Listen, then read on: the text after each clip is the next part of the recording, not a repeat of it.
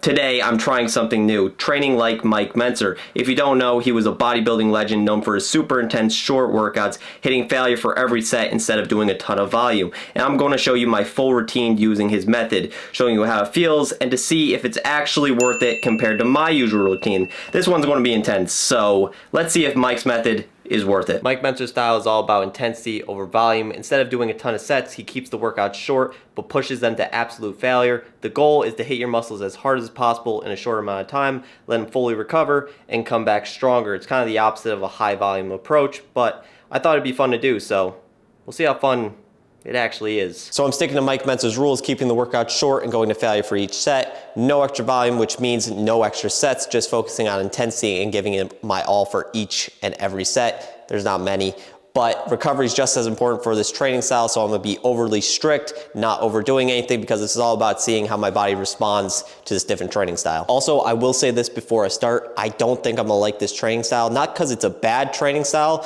but I actually like my time in the gym. I love going to failure, I love giving it my all, but I just like doing a few more movements than just two. You know, I like going to the gym, get a nice juicy pumperooski, and personally, I just think doing two movements and one set is not boring, but I would rather do more, you know, and I feel like a lot of people are like that because I don't feel like many people do it this way, but the ones that do, good for them. They are probably strong as fuck, unlike me. For this training style, the warm-up is really important, and for the warm-up, we're doing incline press, 3 sets, 6 reps, and we're starting off with lightweight, moderately heavy weight, and then heavy weight. And obviously we do this because we're doing, well, 2 movements today and we're going till failure, and it's going to be super heavy. So we do this so we obviously don't severely hurt ourselves, you know, trying to reduce the risk. And I found all this for this training style of Mike Mentzer on the internet. So some things might be right, some things might be wrong, but I like to say I try my best because I really do. Oh, get a nice deep stretch. Ooh. Ooh. Oh. 5, one more. Ooh. Let's increase the weight to a little bit more heavier. Second warm-up set, a little heavier than the first set. And then after this, we got one more set, which is a little bit heavier, the heaviest of this warm-up. Ooh, I'm remembering to just get that deep stretch. Get everything stretched out and ready to go. Oh, that feels good. Is that rep number 4? I don't know. Ooh, one more. Ooh. Ooh. Ooh. One more set to go. Last warm-up set before we get into the heavy duty weight. I got the 80-pound dumbbells in front of me. We got 6 reps, and then it's time to really have some fun.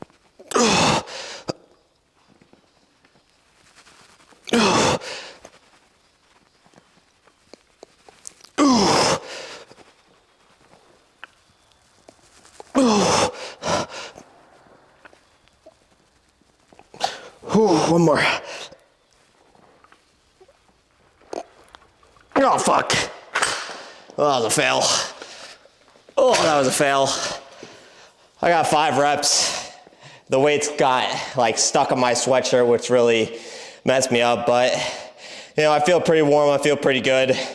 If my sweatshirt didn't get like caught on my hand / like dumbbell, I would have been good, but you know, that was a fail. Have one more rep left, but now I'm warmed up, I'm feeling good, besides missing 1 rep, and now we can really get fucking going. I warmed up, as you saw, incline press, 3 sets, 6 reps, light, medium, and heavy.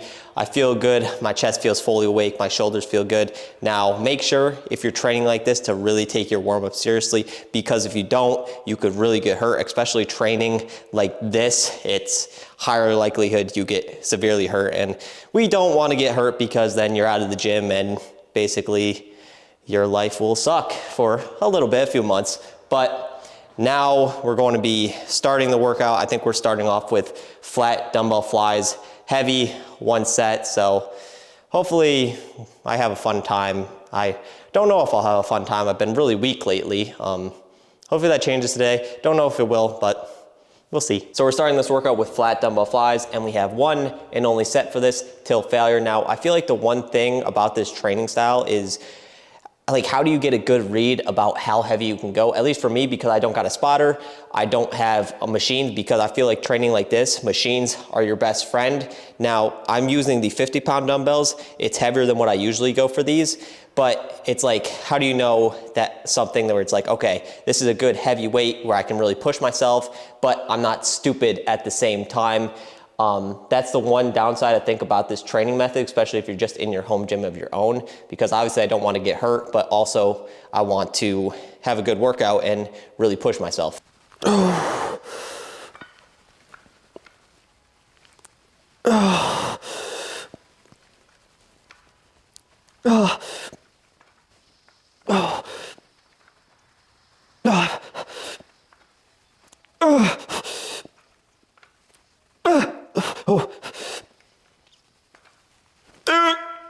Oh, fuck.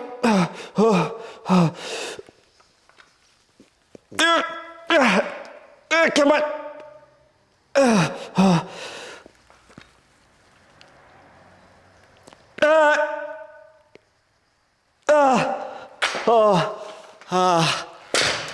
Fuck. Oh, my headphone was falling off on that, but I was really feeling the stretch when doing that. Man, I feel like that was a good weight. I don't know how many reps I did. I kind of lost count, especially when I was starting to really struggle. I started with trying to get a decent stretch. I thought I did pretty good with that. Then the more reps I got into it, and you know, I didn't go as low with it, but that felt really good. The struggle, I was kind of losing grip in my left hand, but I feel overall I did pretty good. I don't know, I feel like you start heavy, like instead of like working your way up, when you really, obviously after you warm up and you really start heavy with it, you can like feel it more, if that makes sense. Like when I was doing it, it was like, okay, I really started to feel it, like I was feeling it here and here. Now, instead of like warm up with maybe like the 35s, then 40s, then get in the 50s and maybe higher, like I really felt like I felt the tension, the muscles fiber tearings really, really well, quicker. So I don't know, that felt really good though. I'm out of breath, as you can tell. I'm probably sounding crazy in the microphone. You're hearing me talk and then just like, but nah, that felt good. We're done with this.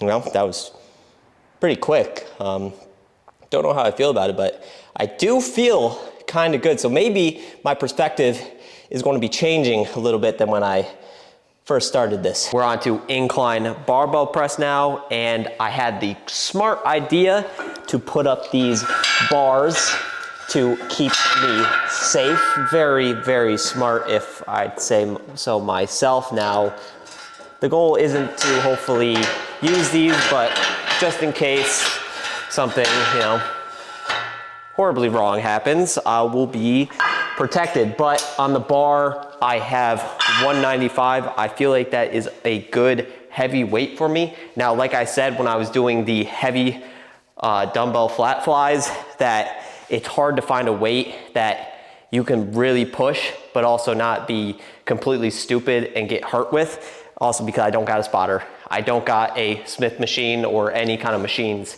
for this. So I feel like this is a good weight. I can push myself. I'm not being stupid. That's the one thing about this training style. It's just so hard to find a weight that is really good for you. But the bars are up just in case I fail while going to failure.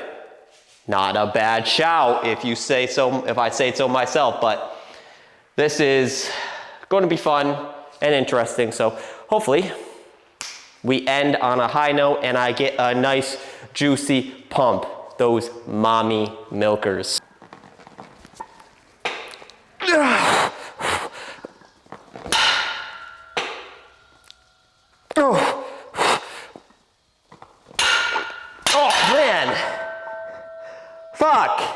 the thing that was supposed to save me actually messed me up. Fuck, what'd I get? 3 reps, 2 reps, I don't know. God damn, man. Like I was going down and it hit this. I thought I perfectly analyzed that it was going to be right here. Instead, it should have been one more down. God damn, man, that's so annoying. Because now I got to re-rack this and then it's like, I don't know, like I think I'll do another set. I'll take off maybe the 5s and just do 185, but oh man. When I first lifted it up, I actually kind of got a little like, whoa, a little lightheaded. I don't know if that counts as failure. Like, it really messed me up that it hit the bar. That's so annoying.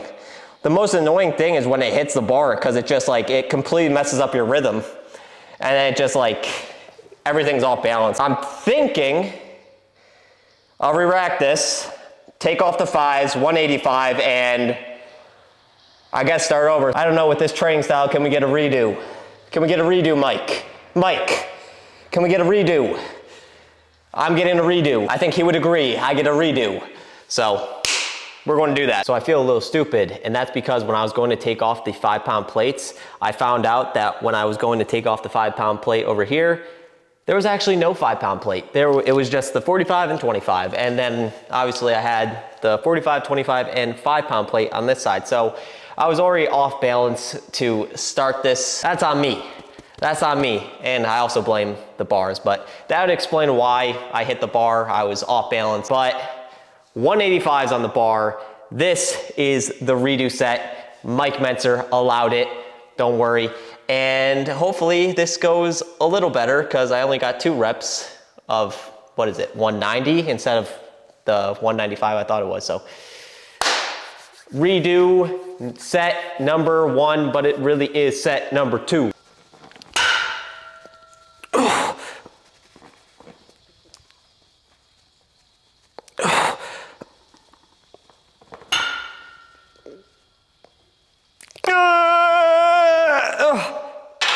Okay, fuck, only 3 reps. I actually was supposed to take these down 1, but I forgot to do that, so, because I hit it again, but I give up.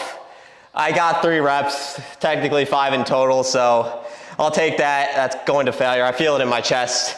That last rep I really pushed, so hopefully that counts for this Mike Mentzer workout, but man, I don't know. I guess there's not really much going on up here right now, unfortunately. I promise there usually is, but damn, man, god damn. I didn't put a 5 on this side, put a 5 on this side, messed up the first time, how do you mess up 2 times in a row? Like, man, I'm not going to give it a 3rd try.